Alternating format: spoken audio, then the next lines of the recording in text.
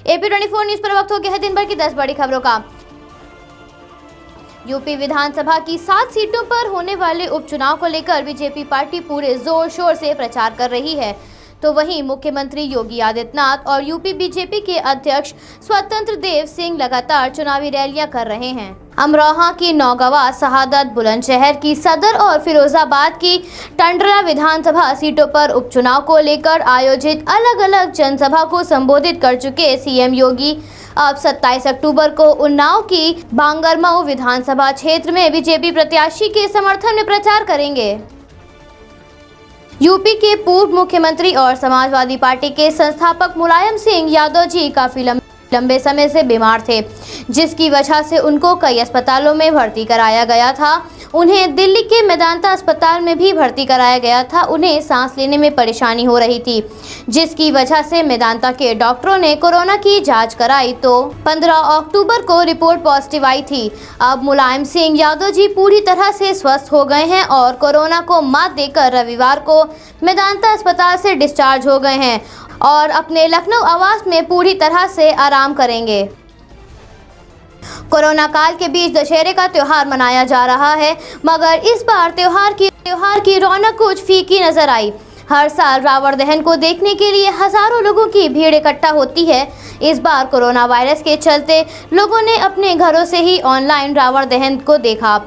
ऐशबाग रामलीला मैदान का नज़ारा भी कुछ ऐसा ही था। हर वर्ष रामलीला मैदान दर्शकों से खचाखच भरा रहता था, लेकिन इस बार आम दर्शक देखने को तो नहीं मिले, मगर कुछ वीआईपी मेहमानों को एंट्री दी गई थी। इस बार कोरोना का नाश हो थीम पर रावण का पुतला बनाया गया था। ये पुतला 71 फीट का था, जिसका दहन दर्शकों ने समिति की वेबसाइट, फेसबुक पेज और यूट्यूब चैनल के जरिए देखा। इस बार कोरोना के मद्देनजर बाहरी कलाकारों को आमंत्रित नहीं किया गया था। लद्दाख और आंतरिक सुधारों पर चर्चा करने के लिए शीर्ष कमांडरों का 4 दिवसीय सम्मेलन आज से शुरू होगा। वास्तविक नियंत्रण रेखा पर भारत की युद्धक तैयारियों की जांच की जाएगी। इस सम्मेलन में सेना के उप प्रमुख, थल सेना के वरिष्ठ अधिकारी, सेना मुख्यालय के प्रधान कर्मचारी अधिकारी, सभी सेना कमांडर और अन्य वरिष्ठ अधिकारी शामिल होंगे।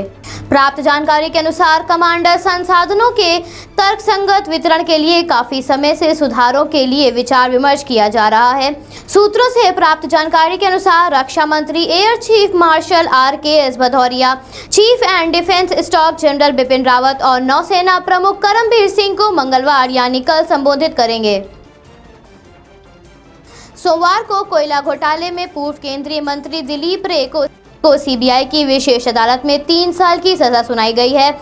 ये मामला 1999 में झारखंड कोयला ब्लॉक के आवंटन में कथित अनियमितताओं से जुड़ा हुआ है। अटल बिहारी वाजपेयी की सरकार में दिलीप रे कोयला राज्य मंत्री थे। दिलीप रे के अलावा कोयला मंत्रालय के तत्कालीन 2 वरिष्ठ अधिकारी, Pradeep Kumar Banerjee, air Nityanand Gautam, control technology limited के निदेशक महेंद्र कुमार अग्रवाल और कैस्टरॉन माइनिंग लिमिटेड को भी दोषी ठहराया और 3 साल की सजा भी सुनाई गई। आपको बता दें कि कुछ समय पहले ही विशेष अदालत ने कोयला घोटाले मामले में दिलीप रे को दोषी ठहराया था। न्यायाधीश भरत पराशर ने दिलीप रे को भ्रष्टाचार निरोधक अधिनियम के तहत दोषी पाया और अन्य लोगों को धोखाधड़ी और साजिशों को अंजाम देने के लिए अपराधी पाया। देश में आए कोरोना संकट की वजह से बड़े शहरों से पलायन करके वापस अपने घरों को गए मजदूरों को अब बड़े शहर के उद्योगपतियों ने दोबारा बुलाना शुरू कर दिया है, जिसमें महाराष्ट्र, गुजरात और केरल से सबसे ज़्यादा संदेश मजदूरों के घर तक पहुंच रहे हैं, जिसमें रहने तथा खाने की उचित व्यवस्था तथा सफ़र के लिए ट्रेन के AC कोच का टिकट भी दिया जा रहा है और उनसे ये भी कहा जा रहा है कि अगर वो दिवाली से पहले वापस आ जाते हैं तो दिवाली मिलकर मनाएंगे तथा उन्हें बोनस भी देंगे। राजस्थान पुलिस महानिदेशालय ने 5438 कांस्टेबल पद पर भर्ती के लिए निर्धारित चयन प्रक्रिया के अंतर्गत होने वाली लिखित परीक्षा के शहर का ऐलान कर दिया है। जिन उम्मीदवारों ने राजस्थान पुलिस में जनरल और ड्राइवर पदों और कांस्टेबल पदों के लिए आवेदन किया है, वो लोग अपनी परीक्षा के शहर की जानकारी राजस्थान की पुलिस भर्ती पोर्टल police.rajasthan.gov.in पर देख सकते हैं। वहीं इससे पहले महानिदेशालय द्वारा जारी कार्यक्रम के हिसाब से राजस्थान पुलिस कांस्टेबल भर्ती परीक्षा 2020 का आयोजन 6, 7 और 8 नवंबर 2020 को राज्य के अलग अलग शहरों में निर्धारित परीक्षा केंद्रों पर किया जाना है।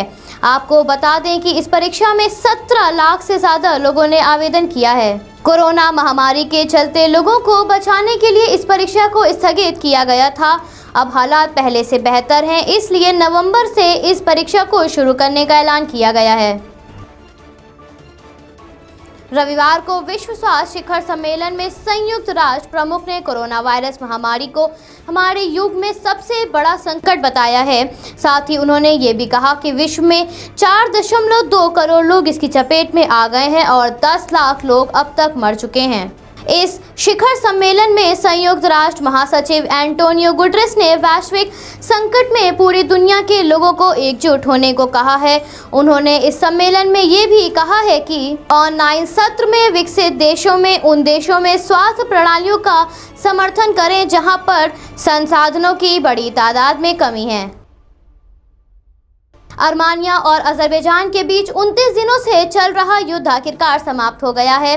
दोनों देशों ने सीज फायर पर मुहर लगा दी है। अमेरिकी राष्ट्रपति डोनाल्ड ट्रंप ने ट्विटर के जरिए आर्मेनिया के प्रधानमंत्री और अजरबैजान के राष्ट्रपति को सीज फायर के लिए बधाई देते हुए कहा कि दोनों देशों के लिए गए इस फैसले से काफी जिंदगियां बच जाएंगी।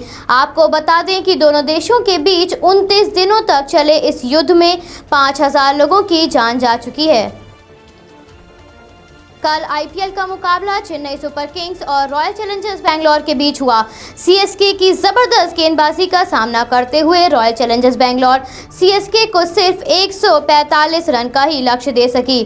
सीएसके के बेहतरीन बल्लेबाज ऋतुराज ने नाबाद 65 रन बनाते हुए इस सीजन का पहला अर्धशतक लगाया और साथ ही अपनी टीम को आसान जीत भी दिलाई। आपको बता दें कि कल हुए आईपीएल मैच में रॉयल चैलेंजर्स बेंगलोर को एक बड़ा झटका लगा है। आरसीबी के गेंदबाज नवदीप सैनी खेल के दौरान चोटिल हो गए। नवदीप 18वें ओवर की आखिरी गेंद पर अपने दाहिने हाथ के अंगूठे को चोटिल कर बैठे, जिस वजह से उन्हें मैच के दौरान ही मैदान से बाहर जाना पड़ा था। कल का मैच हारने के बाद आरसीबी तीसरे पायदान पर 14 अंकों के साथ है, जबकि सीएसके आखिरी पायदान पर 8 अंकों के साथ बनी हुई है। कल का दूसरा मैच मुंबई इंडियंस और राजस्थान रॉयल्स के बीच हुआ, जिसमें संजू सैमसन ने नाबाद अर्धशतक बनाया और राजस्थान रॉयल्स ने मुंबई इंडियंस को 8 विकेट से हराया। कल का मैच हारने के बाद भी मुंबई इंडियंस की टीम पहले पायदान पर 14 अंकों के साथ है, जबकि रॉयल चैलेंजर्स छठे स्थान पर 10 अंकों के साथ नजर आ रही है। सब्सक्राइब कीजिए हमारे न्यूज़ चैनल को और बेल आइकन को प्रेस करना ना भूलें ताकि हमारे नए वीडियोस का नोटिफिकेशन आपको मिलता रहे।